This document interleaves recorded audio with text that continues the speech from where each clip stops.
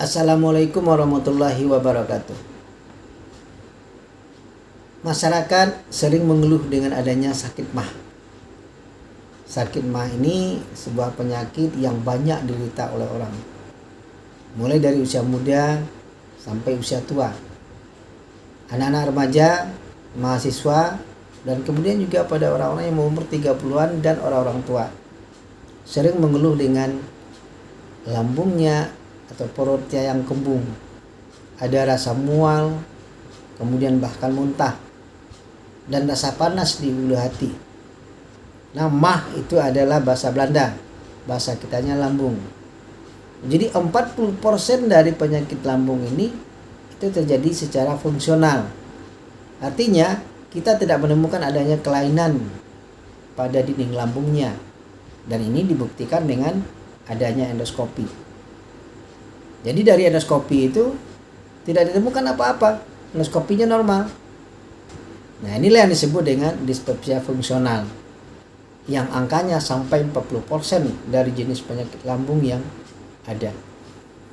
Sering pasien mengeluh, katanya, "Dok, saya sudah lama sakit mah, tapi tidak pernah sembuh.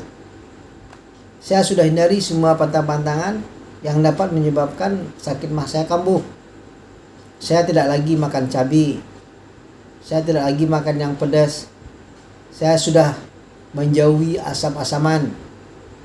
Bahkan saya juga tidak lagi minum kopi, tidak lagi minum teh, juga tidak lagi makan tapai.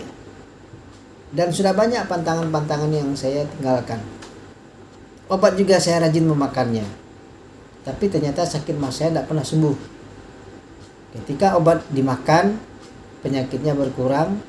Kemudian pada saat obat tidak lagi dimakan, penyakitnya kambuh lagi." Keluhan ini ada beberapa faktor yang bisa menyebabkan muncul pada pasien, di mana sakit mahnya ini tidak pernah berkurang. Pertama adalah gangguan pada psikis, yakni stres. Secara normal stres ini penting dalam hidup. Karena dengan adanya stres, seseorang itu bisa termotivasi untuk berbuat yang lebih baik, atau termotivasi untuk jadi lebih maju, termotivasi untuk bisa bersaing dengan orang lain. Tapi ketika stres tidak bisa dikelola, inilah yang sering menyebabkan terjadinya gangguan fisik. Akibat stres bisa terjadi depresi atau cemas. Kecemasan yang tidak berujung, rasa rendah diri yang tidak berujung. Ini menyebabkan apa? Menyebabkan gangguan pada lambung, di mana gerak lambung menjadi berkurang, sehingga perut menjadi kembung, bahkan malah cenderung untuk menjadi mual dan muntah. Jadi solusinya bagaimana? Ya, solusinya adalah dengan cara memanage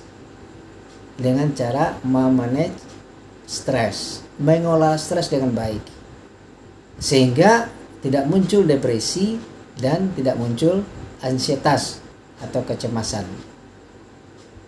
Mengelola stres ini bagaimana? Seperti yang sampaikan tadi, stres ini penting agar kita bisa maju, karena kita akan termotivasi untuk bersaing.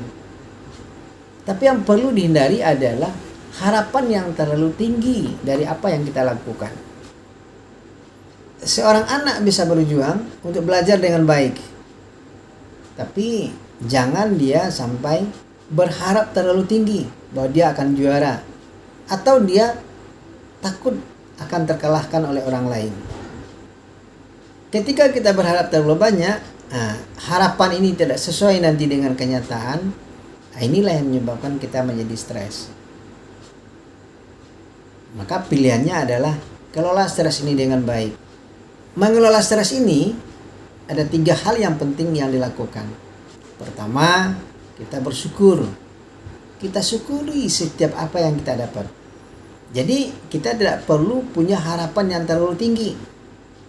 Berharap tinggi boleh, tetapi ketika kita menerima hasilnya, walaupun tidak sesuai dengan harapan, kita tetap bersyukur. Karena itulah yang terbaik bagi kita, bukan seperti apa yang kita mau. Yang kedua, perlu kesabaran. Orang sering sabar dalam hal menerima musibah, tapi orang sering tidak sabar di dalam menginginkan sesuatu. Padahal untuk mendapatkan sesuatu itu ada proses.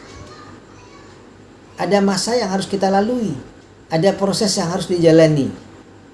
Karena dia tidak bisa simsalabim. Untuk melalui proses ini butuh kesabaran. Sabar dalam menjalani setiap tahapan-tahapan yang harus dijalani sampai mendapatkan hasil dari apa yang kita lakukan. Dan yang ketiga yang dibutuhkan adalah keikhlasan. Ikhlas di dalam hal menerima apa yang kita dapat. Mungkin yang kita dapat itu tidak seperti apa yang diharapkan, tapi kita ikhlas menerimanya sehingga hati menjadi nyaman.